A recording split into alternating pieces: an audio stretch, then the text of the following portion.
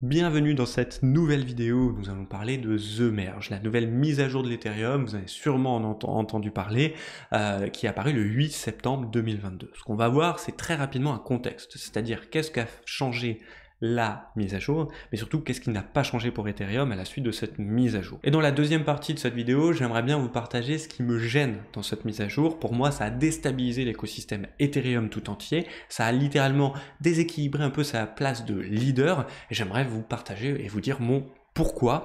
Bien sûr, c'est une vidéo un petit peu débat, répondez à la question dans les commentaires, si pour vous ça affaiblit Ethereum, et pourquoi, ou au contraire, si pour vous ça l'a renforcé, et qu'elle va être capable de répondre à toutes les problématiques des crypto-monnaies aujourd'hui.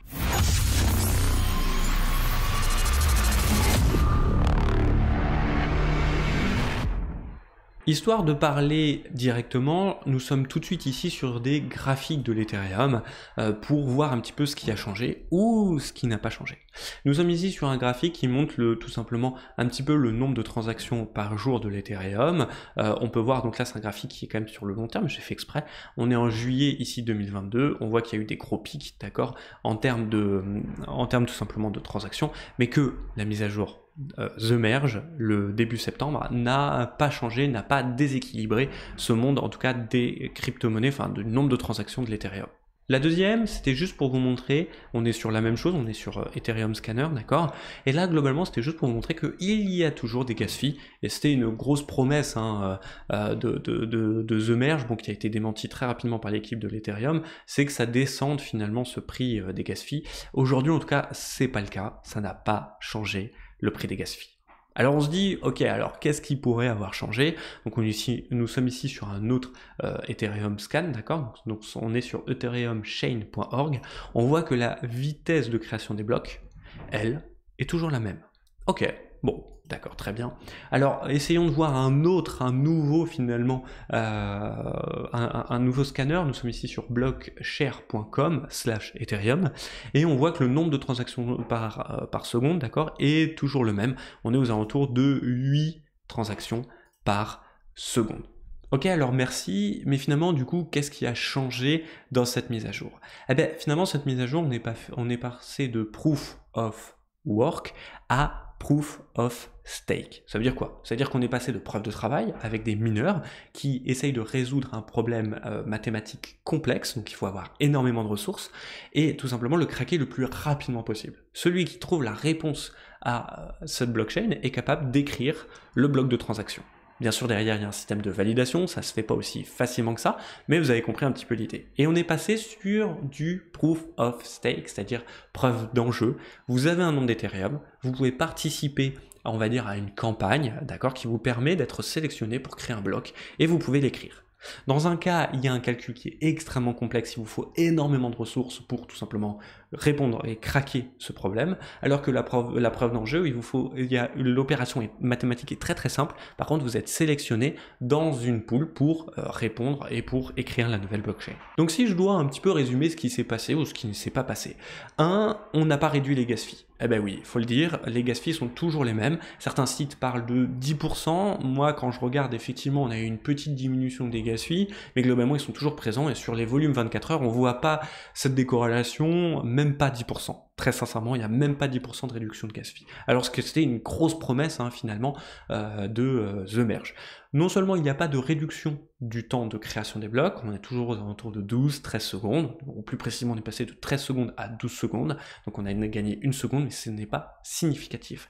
On n'a pas non plus changé le nombre de transactions, on est resté de 5 transactions, enfin entre 5 et 20 transactions à toujours entre 5 et 20 transactions par seconde, c'est toujours le même nombre de transactions, alors que pareil, ce merge était là pour dire, vous inquiétez pas, on va régler ce problème-là de congestion du réseau Ethereum, parce qu'aujourd'hui, pour répondre, si par exemple vous décidez de payer avec votre carte de crédit, combien il y a de personnes qui payent avec sa carte de crédit toutes les secondes dans le monde? ok, et que vous voulez utiliser le réseau Ethereum, bah, il va falloir attendre plusieurs secondes, que voire même plusieurs minutes, que votre transaction soit validée. Donc c'est un petit peu gênant pour aller acheter son pain le matin, d'attendre tout simplement que le terminal de paiement vous fasse passer d'ici 30, 40 secondes, voire même plus si on arrive dans une conjonction réseau importante. Et là, je vous parle même pas, par exemple, du monde du Forex, donc du monde des devises, du monde des échanges internationaux, où c'est des milliers de transactions par seconde, voire même des dizaines de milliers, et donc du coup on arrive sur des chiffres complètement dingues où on pourrait pas tout simplement répondre à cette problématique-là. Je vous parle d'un autre problème, les transactions Google. C'est à peu près 300 000 transactions, recherches Google qui sont mis en même temps.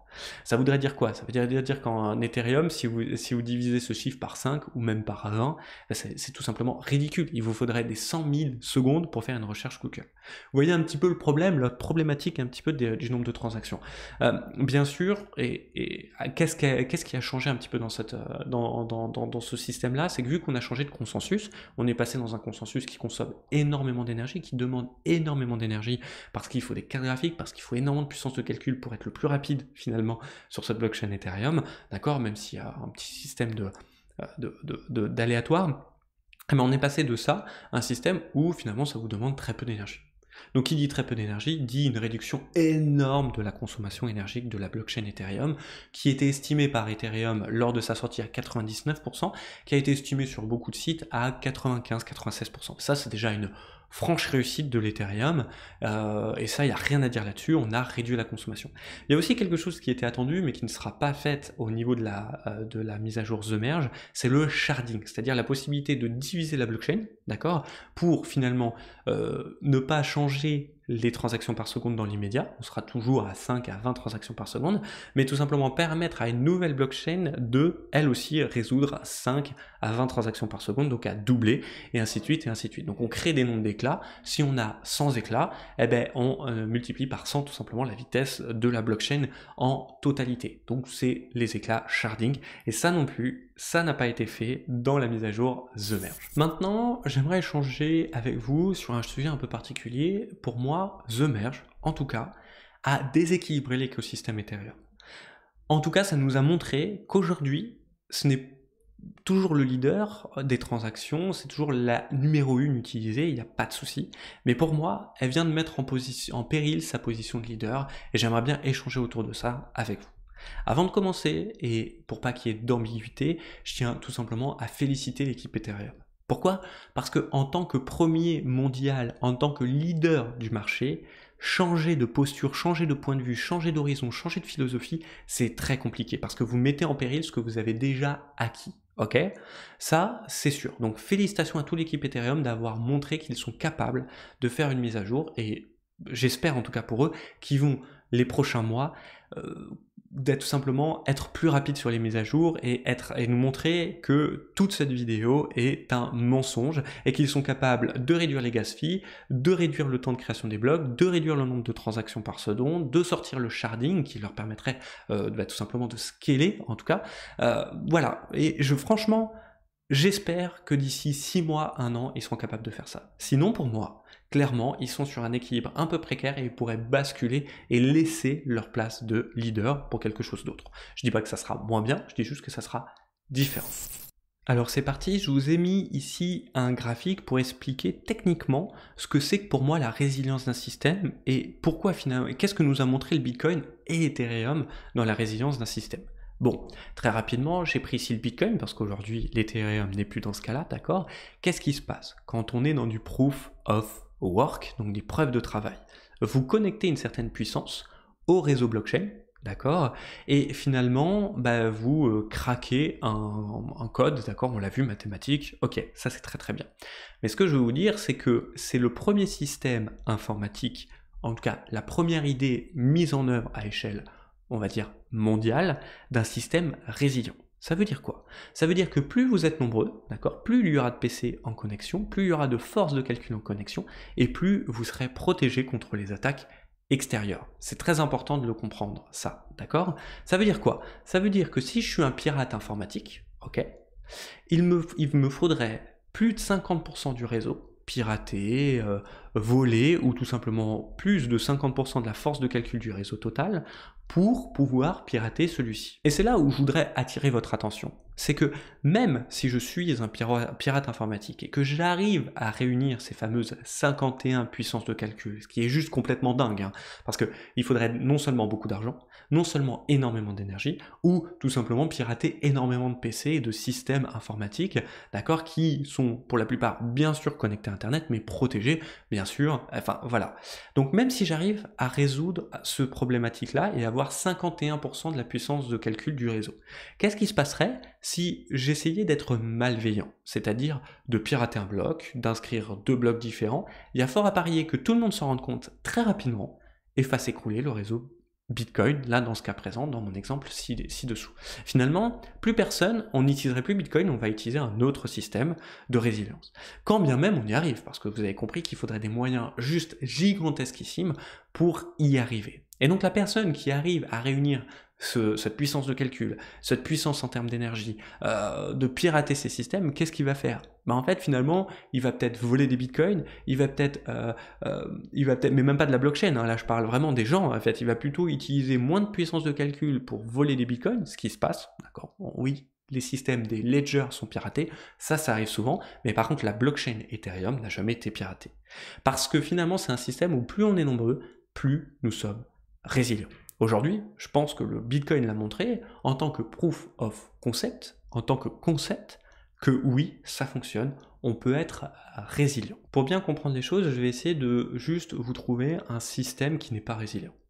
Un des systèmes qui n'est pas résilient, c'est le monde informatique dans lequel nous sommes, le nombre de nœuds réseaux dans lequel nous sommes. Il a été construit il y a longtemps, d'accord, et plus on est nombreux sur le réseau Internet, plus on est nombreux sur un réseau, qu'il soit d'entreprise, à votre TPE, votre PME, d'accord, votre petite société, quand vous êtes 2, vous êtes moins piratable que quand vous êtes 10, vous êtes moins piratable que quand vous êtes 100. Et c'est un petit peu la philosophie de tout notre système Internet aujourd'hui. Par exemple, pourquoi on dit que Windows, il y a beaucoup de virus? Tout simplement parce qu'il y a énormément d'utilisateurs, en tout cas beaucoup plus d'utilisateurs de Windows que d'autres systèmes d'exploitation. Mais si un autre système d'exploitation venait à grossir, un petit peu comme le cas de nos smartphones aujourd'hui. Nos smartphones sont piratables, il y a des applications, c'est facile de pirater un smartphone aujourd'hui. Et c'est encore plus facile si on multiplie ce nombre par 2. Et ça sera encore plus facile si on multiplie ce monde par 3. Pour vous donner un petit peu un ordre d'idée, aujourd'hui il y a des sociétés comme Microsoft, Apple, toutes les sociétés informatiques du monde payent très très cher des hackers informatiques pour trouver des failles dans leur système, parce qu'elles savent pertinemment qu'il y en a. Et plus un système est gros, plus il y a de chances qu'il y ait de failles. Que ce soit simplement un réseau de communication comme Internet, que ce soit Microsoft avec Windows, donc en tant que système d'exploitation, que ce soit un data center, plus on multiplie de data center, plus il y a de chances que finalement ça soit piratable, qu'on puisse attraper des données en vol. Donc on va chercher d'autres systèmes, c'est-à-dire qu'on va brouiller les données, on va les casser, les tronquer en 3-4 parties, et seulement quand on aura récupéré ces 3-4 parties et une clé bien spécifique qu'on pourra lire les données. Sinon elles sont illisibles. On est obligé d'inventer des systèmes de plus en plus complexes. Et bien pour moi, le proof of work, c'est un système complexe. C'est-à-dire que plus on sera nombreux à utiliser le proof of work, plus, tout simplement, ça risque de fragiliser ce système-là. Je dis pas qu'il peut pas devenir résilient dans le temps, je dis juste qu'aujourd'hui, malheureusement, par rapport au proof of work qui lui est simple et résilient, plus on est nombreux, le proof of stake, ce n'est pas ça. Pour vous montrer un petit peu des exemples, j'ai choisi des coupures de presse. Je suis allé en chercher beaucoup, et en tout cas, ce que j'ai vu, c'est que la blockchain aujourd'hui, Bitcoin, n'a jamais été piraté. C'est pas le cas justement des systèmes dits un petit peu plus complexes. On va parler d'algorithmique à travers par exemple Luna, je vais pas vous en parler, j'imagine que vous connaissez, qui a été piraté et qui a juste perdu et dégringolé, perdu plus de 99% de sa valeur, donc c'est juste un drame atroce. Tout ça parce qu'il y avait une faille algorithmique et qui a été trouvée. C'est-à-dire qu'avec une simple faille, on peut littéralement dégommer tout un système. Voici la première coupure de presse qui est très jeune et qui me fait plaisir. C'est d'un piratage donc de Wintermute qui a été piraté. C'est dans la centrale, c'est dans la DeFi, donc dans la finance décentralisée, qui est un système, oui, très complexe aujourd'hui, qui a été piraté. Ok, que 160 millions sur 42 milliards, je crois. Enfin bon, ok, mais n'empêche que ça fait mal.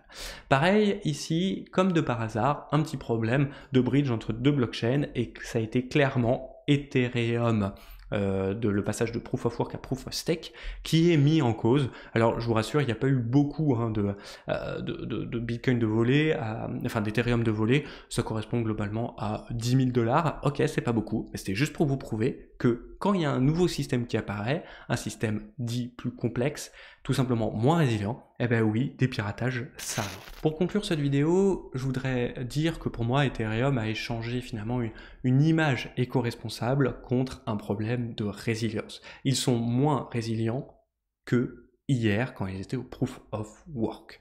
Et pour moi, ils ont pris des risques en faisant ça, ils sont sortis d'une zone de confort. Alors déjà, on peut les féliciter, parce que peut-être qu'ils vont continuer à être leaders du marché des crypto-monnaies, des transactions crypto-monnaies, en proposant un système beaucoup plus rapide, scalable, avec moins de frais, peut-être, mais pour le moment, je trouve que c'est pas forcément le cas, et ils se sont mis en danger. C'est pour ça que je voulais faire cette vidéo. Bien sûr, n'hésitez pas à marquer en commentaire ce que vous pensez. Est-ce que vous pensez que non, l'Ethereum, que j'ai tort et que l'Ethereum sera le leader et continuera à être le leader toute sa vie, ou au contraire, est-ce que vous êtes d'accord avec moi et que l'Ethereum a échangé sa place de premier contre finalement une place de second ou troisième, contre quelque chose de différent. Dans tous les cas, c'est sûr, le monde des crypto-monnaies ne va pas cesser de nous tout simplement surprendre, il va pas cesser d'innover, et moi je trouve que ça reste quand même très bien. C'est pour ça que ce monde m'intéresse tout particulièrement. Sur ce, prenez soin de vous et de votre capital, et à très vite.